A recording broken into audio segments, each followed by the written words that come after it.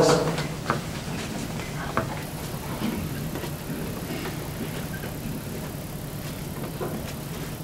My name is Willis Matson from Becker County. I'm a biologist, ecologist by training. I had about 30 years of experience in state government environmental protection programs with the Minnesota Pollution Control Agency. A great deal of respect and understanding for the role that Mike and Bill and Mary and others in these positions are having to take. You're caught in a difficult spot between politics, industry, lobby, and the rest of the people in the environment. It takes guts to stand up and do the right thing. I believe that each of you, in your heart of hearts, know the right thing to do with the Headwater State Forests. Some of your best experts advised you on the best thing to do. Those experts were overruled. Those folks in this country who recognize valuable natural resources and a national monument of river, as this Mississippi Headwaters is, know the right thing to do. They've told you the right thing. You and your leaders have failed us. You've failed the resources. You've failed the people. You've failed future generations by not being able to stand up and do the right thing. My employment with state government ended because I stood up and did the right thing. Not the politically correct thing, but the right thing for the resource, the right thing for the people, and the right thing for future generations. The DNR has failed to apply a reasoned principle of proportionate allocation in the statewide effort of state forest classification.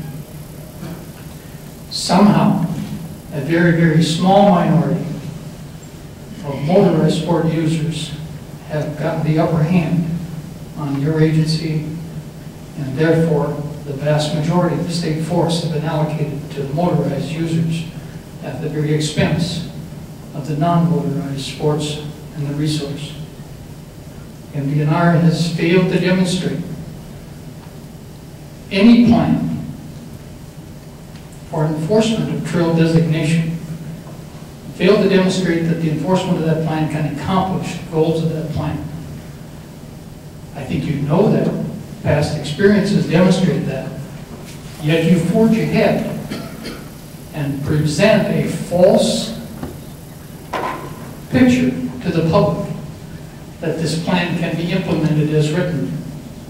It cannot. You know that. I know that. Stand up and say so. You fail to identify the high-value forest parcels of state forests for special set-aside. You know the number of studies that are available to demonstrate the impact of off-highway vehicles, especially ATVs. These impacts are all negative on the resource. Your own, the SCORP study from Wisconsin, especially informative with regard to the incompatibility of off-highway vehicle use with every other form of outdoor recreation. Let me repeat that. It was the only outdoor recreation activity that was incompatible with every other outdoor recreational use. That only dictates, as that SCORP study found, that it be separated from all other activities, outdoor recreational activities, in order not to diminish all the other activities. Yet you choose to merge them in the most detrimental way in virtually every state forest in the state. You're failing us. You're failing the resource. You're failing the majority of the outdoor recreational users of public lands. I'm sorry. Thank you.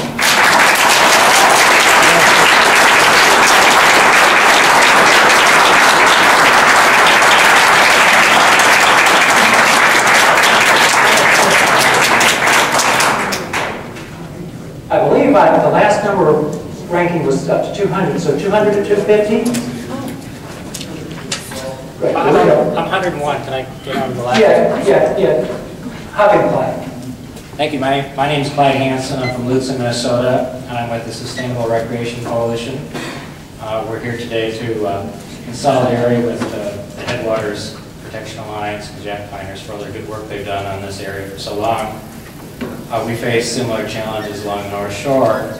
I just want to comment on the handout. It's said that there's a state law that said environmental review has been waived for this classification process and the designation of the original routes here.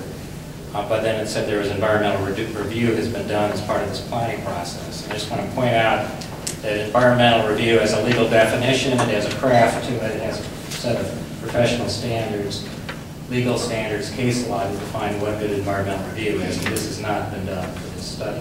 The real impacts of this cumulatively across all the stresses on this ecosystem have not been discussed in the context of adding this new form of mechanized recreation to this Mississippi River floodplain.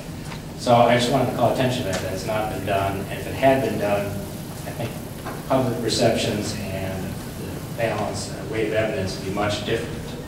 And I hope that something else can be done soon so we can actually see the real picture of what professionals would really say that would be done to wildlife habitat, water quality, and other issues. So thank you very much. Thank you, Clyde. Yes, please. Thank you very much. My name is Linda Kuhn. I am from Minneapolis, Minnesota. I am a board member and the program coordinator for the Minnesota Native Plants Society, which is a 25-year-old nonprofit organization of approximately 350 members throughout the state of Minnesota. Our mission is to protect Minnesota's native plants and plant communities, which are our heritage, and to promote education about Minnesota native plants and plant communities. The position of the Native Plant Society is that there should be no off-highway vehicle use on sensitive lands in Minnesota. That doesn't say there shouldn't be any at all, but just not any on sensitive lands in Minnesota. And that the Mississippi River headwaters and surrounding lands should be protected to the fullest extent possible for the enjoyment of this and future generations. And that's the Plant Society's position, but I'd just like to mention something that I think you people up here might not think about, and it's something I think about because I live in Minneapolis and I'm an environmentalist and I'm a lifelong Minnesotan.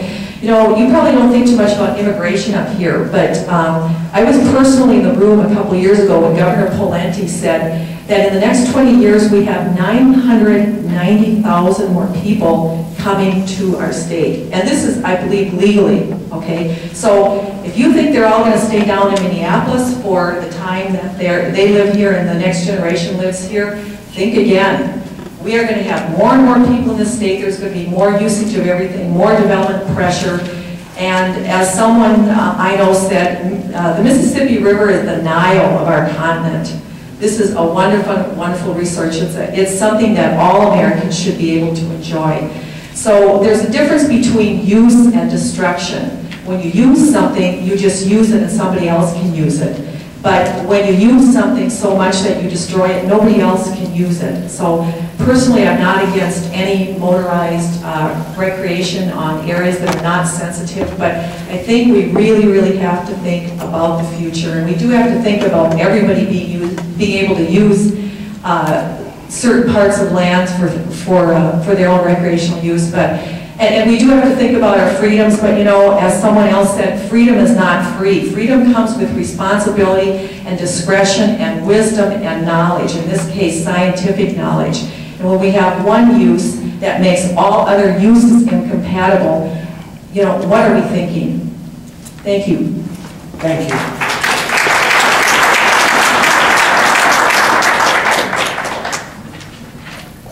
250 to 300.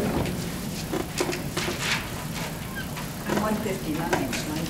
It's okay. I may have missed some of my numbers. If I did, I apologize. Go ahead. Evening. My name is Gwen Myers. I live in Minnetonka, which is in Hennepin County. Your river is a treasure for the whole state, so we're doing a long way. And I represent the League of Women Voters of Minnesota this evening. The League is a good government organization. You're more familiar with us in terms of probably candidate debates and voter education, but good government has lots of features, and the primary one is protecting the rights of all of the people, even the hikers and the bird watchers. And it's also protecting our planet so that our children will have a chance at the quality of life that we have enjoyed. The League is committed to the protection and wise management of our natural resources. For just this reason, Mississippi Headwaters State Forest is unique. It is the only part of the Mississippi River that is wild. And this is the Mississippi River is a national treasure, and your little piece of it up here is special. The arguments for closing the Mississippi River have been made. The best argument is the evidence on the ground. The destruction is manifest. We urge the Department of Natural Resources to take the lead. Set an example. Close the land that you administer. That is what should be done for this pristine environment.